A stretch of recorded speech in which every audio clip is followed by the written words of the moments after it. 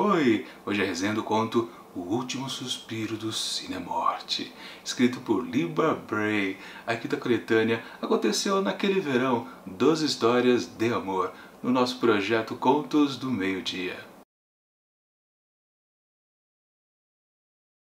Na última noite do Cinemorte, o céu estava doente. Dava a impressão de que a qualquer momento ligaria para avisar que não ia aparecer no trabalho.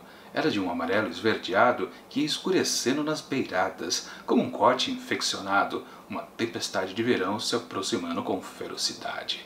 Do outro lado da rodovia, retroescavadeiros aguardavam como um exército pronto para atacar. Quando a segunda-feira chegasse, iam marchar adiante e pulverizar o antigo cinema Cinemorte. E no lugar seriam construídos condomínios novinhos em folha, uma loja de celulares e uma Starbucks. Eba! Assim começa O Último Suspiro do Cinemorte, escrito por Libra Bray, que conta a história do lanterninha aqui deste cinema, o Kevin. Claro, um rapaz que também tem a companhia de dois outros funcionários ali do cinema, o Dave e a Danny. Claro que o protagonista aqui vive essa tensão, né, de no dia seguinte literalmente perder o emprego. Mas também ele está naquela questão amorosa, ele tem uma quedinha, aliás um tombo enorme pela sua colega de trabalho, a Danny Garcia. Só que ele é do tipo meio paradão, ele não consegue chegar junto lá e se declarar para a moçoila. Não, ele fica ali na retaguarda, né, meio que esperando ela dar um sinal, ela que também não faz nada, e fica aquele chove não molha. Isso já vai lá pela casa de uns 3 meses. Ele não se declarou. Bom, ele tem agora a sua última chance, porque no dia seguinte vai acabar essa união que eles têm diária, né? Ele pode vê-la todos os dias. E o que vai acontecer de tudo isso? Bom, eu não vou dizer, né, obviamente, porque senão estraga a experiência de quem ainda pretende ler este conto. Minha avaliação do texto. A primeira coisa que a gente pode dizer a respeito desse conto aqui da Bray é que ele é um dos mais extensos aqui dessa coletânea, aconteceu naquele verão.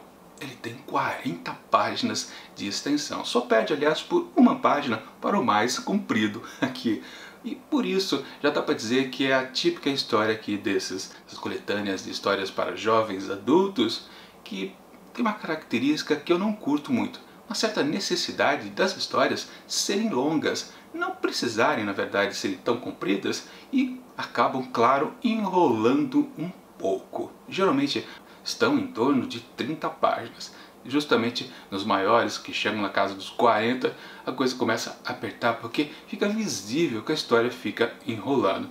E é o que acontece exatamente aqui. Bom, o tom da história. Temos aqui um garoto, quase um adulto, né, que está querendo ficar com a menina, mas não consegue porque é um sujeito tímido, daqueles que realmente não consegue dar o passo adiante, o primeiro passo, né, melhor dizendo. Claro que o seu amigo, o Dave, fica caçoando dele, tirando sarro. Pô, porque você não consegue, né? Vai lá junto. A menina provavelmente está afim de você. O Dave, aliás, é gay. Então ele realmente não está ali como um triângulo amoroso, tá? Para dar um apoio. No caso, a menina não parece dar indício nenhum que gosta dele. Aí a coisa, claro, se complica bastante. Por causa disso, as páginas vão passando para lá e para cá. Em alguns momentos ele pensa, não, eu preciso falar com ela, começar a desenrolar um assunto, pelo menos, para ver se a coisa vai adiante. É a minha última chance, está acabando, o cinema vai ser demolido, a partir de amanhã ela não vai estar diariamente na minha frente. Mas ele não consegue fazer nada. E por que ele não consegue fazer nada? O tom da história aqui, literalmente, é cômico. Então temos aquela situação da história adolescente, de personagens, sendo bem sincero, abobados, né? Que ficam naquelas gracinhas. Parece muito, ao ler esse texto aqui da Bray, que estamos vendo um daqueles filmes da sessão da tarde, aqueles bem bobinho que, sim, claro, sempre tem aquele toquinho romântico. Quase aquela historinha também de nerd. Aliás, o Kevin não é bobão, ele gosta de cinema, aliás, ele adora trabalhar ali naquele Cinemorte. E só para esclarecer, né, ele é especializado, esse cinema, em filmes de terror. Ele quer, no futuro, inclusive ser um cineasta, mas ele não está em condições de sair ali daquela cidade. E aí, claro, a gente entra na questão do jovem adulto. Esses três personagens aqui, tanto o Kevin quanto o Dave e a Danny, estão para terminar também o seu ensino médio. Eles vão para a faculdade. Então tem aquela situação de cada um vai para um lado e o Kevin vai ser obrigado a ficar ali na cidadezinha. Primeiro porque ele não tem grana para pagar os estudos e também porque ele tem uma mãe que precisa de certos cuidados. Ela é meio alcoólatra, o pai dele abandonou a família, questões familiares que o impedem de sair dali. Mas o seu amigo Dave já tem uma faculdade boa para ir, a Dani também, que ela também vai fazer alguma coisa relacionada com cinema, e ele vai ficar ali a ver navios, literalmente, vai perder inclusive os amigos. E a sua projeção de futuro, na verdade, é quando tudo aquilo for demolido, o cinema onde ele trabalha, construir um condomínio e começarem a fazer, claro, as lojas em volta. Foi citado na abertura ali, né, que vai ter uma Starbucks, ele se vê já como um funcionário dessa loja. Ou seja, a vidinha dele é um lixo, vou falar a verdade. Só que essa parte meio triste da história dele não aparece com muitos tons fortes, porque, como eu comentei, é uma história mais tendendo ao engraçado, ou quase talvez um besterol. Não chega tanto, para falar a verdade, não é um besterol, pelo menos até a metade do texto. Mas o que eu quero dizer é que esse texto aqui não estava funcionando para mim. Até a metade dele, lembrando, é um texto de 40 páginas, né? Eu percebi ali que eu já estava na casa das 20 e nada estava acontecendo. Aquele chove no molha do Kevin para cima da Dani não ia para frente. Eu falava, o que está acontecendo nessa história? Não tem nada que possa salvá-la, literalmente, porque há muita enrolação e estamos vivendo praticamente uma história que se passa numa noite apenas. Dá para perceber, né, que não vai acontecer outras passagens de tempo, o dia seguinte, depois que tudo for demolido, já ficava aquela sensação. Então tudo vai se resolver agora, nessa madrugada. Vai ter a última sessão de cinema, né? E vai encerrar por aí mesmo. E num certo desespero de leitor, eu pensei com meus botões. Acho que essa história aqui só tem salvação se ela partir para a galhofa. E talvez alguma coisa meio diferente do ritmo, do tom, e daí mudar tudo, né? E trazer alguma coisa talvez interessante. E foi literalmente o que aconteceu na página seguinte. Mas vamos contextualizar exatamente esse cinema aqui. Lembram-se, né? Eu falei que ele é especializado em filmes de terror e justamente nessa última sessão de cinema está passando um filme maldito, meio que famoso, pelo menos aqui dentro dessa história. E o que acontece literalmente na mudança de tom é que esse filme sendo projetado vai sair da tela e invadir o real. Meio naquele esquema do filme famosíssimo do Woody Allen, A Rosa Púrpura do Cairo, ou então, por exemplo, o filme do Schwarzenegger, O Último Grande Herói. Mesmo esquema, os personagens da tela invadem o mundo real. As coisas se misturam pra lá e pra cá. E você fica conversando com os personagens lá na tela. Isso mais especificamente mais parecido com o filme do Woody Allen. Aí sim, a história mudou completamente, porque saiu daquela historinha de adolescente tentando se arranjar com a menina da vez e passa a ser, aí sim talvez, um belo de um besterol, bobinho, bobinho, extremamente chato. Na verdade eu me arrependi, né, de ter pensado que talvez a história poderia salvar se ela mudasse de tom e meio que relacionado às histórias que já circundavam por ali a respeito de zumbis, por exemplo.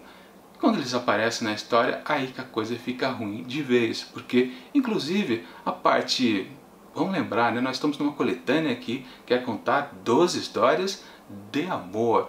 E a questão romântica praticamente vai sumindo nessa segunda metade da história. Quando ela cai no besterol de terrir, que é os filmes para adolescente de terror, literalmente essa parte do encantamento entre os dois vai ficar completamente diluída. Embora, claro, obviamente, esse tema tem que voltar, porque até então ela não havia sido resolvida. É óbvio que nessa segunda parte, quando o tom muda, cai no besterol de filme de terror, sim, o casalzinho vai se ajuntar.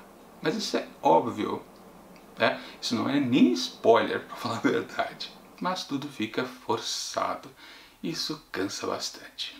O grande problema desse texto aqui é que ele não me causou, como leitor, uma grande identificação. E olha que eu posso dizer que eu poderia me identificar bastante com esse protagonista, o Kevin, porque eu era o que ele é, que é o adolescente que não consegue se aproximar de uma garota que ele tá afim. Sim, eu era esse tipo de adolescente, meio tímido, meio bobão até, mesmo sendo um cara instruído, aquela coisa toda. Sim, mesmo assim eu não gostei desse personagem, porque ele era meio abobado. É uma história toda boba, para falar a verdade, essa história aqui da Bray. E aí, quando muda completamente o tom, passa a ser um terrir, aí não dá. Realmente fica pior ainda e não tem como salvar esse texto aqui. Claro que muitas pessoas que leiam essa história, principalmente, claro, o público-alvo, eu não sou o público-alvo dessa publicação aqui, com certeza, mas claro que muitos leitores vão rir à beça da situação que acontece aqui. Sim, uma coisinha ou outra é até engraçado na primeira metade. Na segunda metade, como o tom fica mais forçado ainda, aí sim você vai ter que se identificar mais ainda com esse tipo de histórias bobinhas, desse humor forçado. Existem, por exemplo, muitos trocadilhos aqui entre os três personagens, mas é tudo o mesmo ritmo de sempre desse tipo de história. Como disse, dá para comparar com muitos filmes que a gente possa ver lá na sessão da tarde. E aí não dá. Enfim, eu já estou enrolando demais e está na hora de atribuir uma nota. Ou seja, para O Último Suspiro do Cinemorte de Libba Bray, eu atribuo apenas 2,5 asteriscos. E amanhã aqui no Projeto Contos do Meio Dia teremos o encerramento dessa pequena coletânea de apenas 3 histórias dos contos escritos por Charles Bukowski. Uma história bem diferente em tom das duas primeiras. Eu já li e já sei que foi boa sim. E claro, semana que vem retornamos aqui com essas histórias mais leves de Aconteceu Naquele Verão, 12 histórias de amor. E espero que seja algo mais interessante, pelo menos para esse leitor aqui que está fazendo a crítica para vocês. E enquanto esses próximos vídeos não chegam, eu deixo aqui do lado dicas de outras resenhas que eu já fiz aqui desse projeto nessa edição 2019. E tchau!